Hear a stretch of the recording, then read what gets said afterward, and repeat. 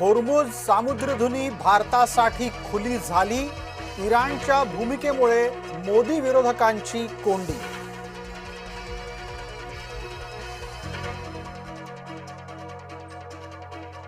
इंधन संपण्याच्या अफवेनं भेदरले लोक। अनेक ठिकाणी इंधन पंपांवर विनाकारण गर्दी।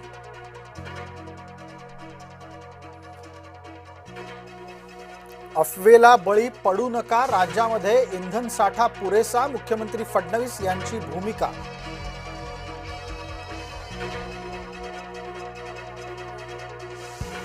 विनाकारण इंधन खरेदीच्या मागे साठेबाज असण्याची शक्यता। राज्यात आता अनेक ठिकाणी इंधन मर्यादितच मिळणार।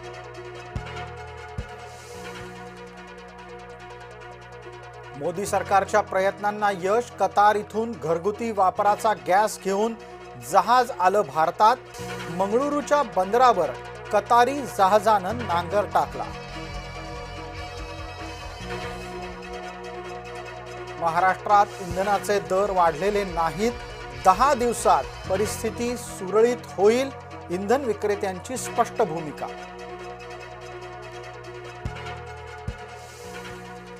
घरात पाईप गॅस वापरला नाही तर सिलेंडर काढून घेणार। सिलेंडर संकटावर उपाय म्हणून केंद्राचा धोरणात्मक बदल।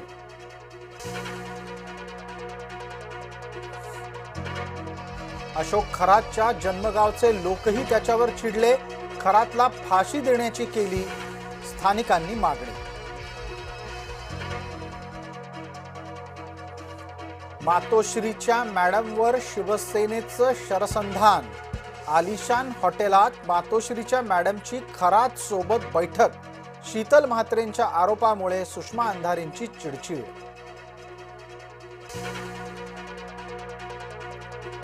मातोश्रीच्या खासदार बैठकीत झाला राडा। प्रियंका चतुर्वेदींनी थेट नेतृत्वालाच फैलावर घेतलं।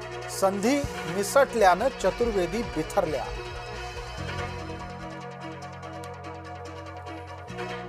सचिन मोटेंनी नवी मुंबई 2000 कोटींचा घोटाळा केला। गोपीचंद पडळकर यांचा IRS अधिकारी सचिन मोटेवर गंभीर आरोप। दक्षिण भारतामध्ये गुरुवारी साजरी झाली रामनवमी। ठिकठिकाणी निघाल्या राम रथयात्रा।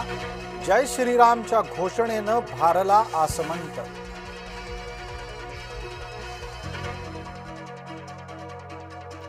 उत्तर भारतात शुक्रवारी साजरी होणार रामनवमी। अयोध्येत शुक्रवारी दुपारी होणार राम जन्मोत्सव साजरा। उदय तिथीच्या नुसार शुक्रवारी रामनवमीचा मुहूर्त।